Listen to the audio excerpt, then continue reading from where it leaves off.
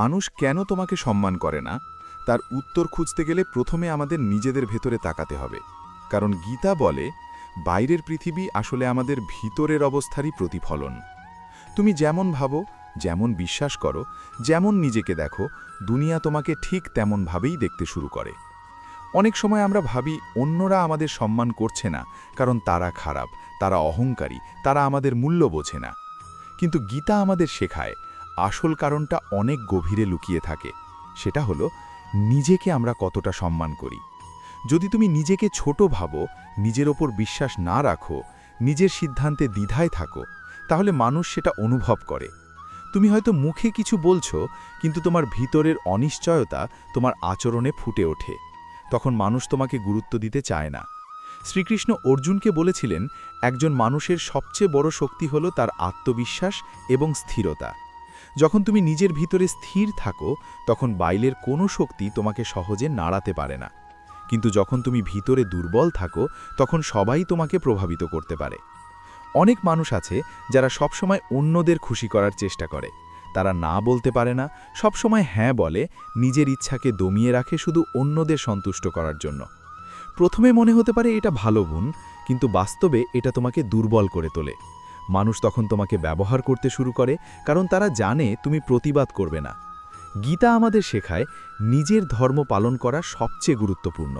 নিজের সত্যকে অস্বীকার করে অন্যদের খুশি করার চেষ্টা করলে তুমি নিজের কাছেই ছোট হয়ে যাও। আর যখন তুমি নিজের কাছেই ছোট হয়ে যাও, তখন দুনিয়াও তোমাকে ছোট করে দেখে। আরেকটা বড় কারণ হলো অতিরিক্ত নির্ভরশীলতা। যখন তুমি সবসময় অন্যের উপর নির্ভর করো, নিজের সিদ্ধান্ত নিতে পারো না, নিজের জীবনের দায়িত্ব নিতে ভয় পাও, তখন মানুষ তোমাকে শক্তিশালী হিসেবে দেখে না। সম্মান সবসময় শক্তির প্রতি যায়, দুর্বলতার প্রতি নয়। শক্তি মানে শুধু শারীরিক শক্তি নয়, মানসিক শক্তি, সিদ্ধান্ত নেওয়ার ক্ষমতা, নিজের পথে চলার সাহস, এইগুলোই আসল শক্তি। যখন তুমি নিজের জীবনের দায়িত্ব নাও, তখন মানুষ স্বাভাবিকভাবেই তোমাকে সম্মান করতে শুরু করে। অনেক সময় আমরা নিজের মূল্য বুঝতে পারি না। আমরা ভাবি, আমি তো কিছুই না, আমি তো সাধারণ মানুষ, আমার কথা কে শুনবে? এই ধরনের চিন্তা আমাদের ভিতরে গভীরভাবে বসে যায়, আর এই চিন্তাগুলোই আমাদের বাস্তবতাকে তৈরি করে। গীতা বলে, তুমি যদি নিজেকে ছোট ভাবো, তাহলে তুমি নিজেই নিজের শত্রু হয়ে উঠবে। কারণ তুমি নিজের শক্তিকে ব্যবহারই করতে পারবে না। আর যখন তুমি নিজের শক্তিকে ব্যবহার করতে পারো না, তখন অন্যরা তোমাকে গুরুত্ব দেয় না। সম্মান পাওয়ার জন্য প্রথমে নিজের মধ্যে একটা স্পষ্টতা দরকার। তুমি কে, তুমি কি চাও, তোমার মূল্য কি, এই প্রশ্নগুলোর উত্তর যদি তোমার কাছে পরিষ্কার না থাকে, তাহলে অন্যদের কাছেও তুমি অস্পষ্ট হয়ে থাকবে। মানুষ সবসময় সেই ব্যক্তিকে সম্মান করে যার মধ্যে দৃঢ়তা আছে, যে নিজের সিদ্ধান্তে স্থির থাকে, যে নিজের কথায় অটল থাকে, যে পরিস্থিতির চাপে ভেঙে পড়ে না। কিন্তু যদি তুমি বারবার নিজের কথা বদলাও, নিজের অবস্থান পরিবর্তন করো, তাহলে মানুষ তোমার উপর ভরসা করতে পারে না। আর ভরসা ছাড়া সম্মান তৈরি হয় না। আরেকটা গুরুত্বপূর্ণ বিষয় হলো নিজের সীমা নির্ধারণ করা। অনেক মানুষ আছে যারা অন্যদের জন্য সব কিছু করতে রাজি, কিন্তু নিজের জন্য কোনো সীমা রাখে না। তারা নিজের সময়, নিজের শক্তি, নিজের শান্তি সব কিছু অন্যদের হাতে তুলে দেয়। গীতা আমাদের শেখায় সংযম এবং সীমা খুব গুরুত্বপূর্ণ। যদি তুমি নিজের সীমা না ঠিক করো, তাহলে মানুষ সেই সীমাকে অতিক্রম করতে থাকবে, আর তখন তারা তোমাকে সম্মান করবে না, বরং ব্যবহার করবে। সম্মান পাওয়ার জন্য নিজের ভিতরে একটা শক্ত ভিত্তি তৈরি করতে হয়। সেটা আসে আত্মজ্ঞান থেকে।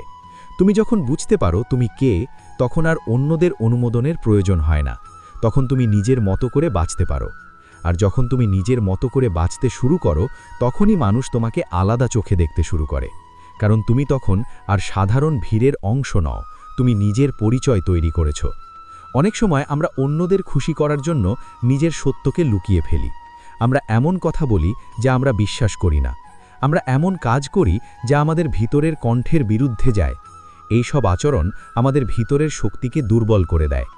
গীতা বলে, সত্যের পথে চলা সবসময় সহজ নয়, কিন্তু সেটাই একমাত্র পথ যা তোমাকে সম্মান এনে দিতে পারে। কারণ সত্যের ওপর দাঁড়ানো মানুষকে কেউ সহজে নাড়াতে পারে না। যখন তুমি নিজের সত্যকে সম্মান করো, তখন অন্যরাও তোমাকে সম্মান করতে বাধ্য হয়। সম্মান পাওয়ার জন্য সবচেয়ে গুরুত্বপূর্ণ জিনিস হলো নিজেকে গ্রহণ করা। তুমি যেমন, নিজেকে ঠিক তেমনভাবে মেনে নেওয়া। নিজের দুর্বলতা, নিজের ভুল, নিজের সীমাবদ্ধতা সব কিছুকে স্বীকার করা। যখন তুমি নিজেকে গ্রহণ করো তখন আর অন্যদের অনুমোদনের জন্য অপেক্ষা করো না, তখন তুমি নিজের মূল্য নিজেই নির্ধারণ করো।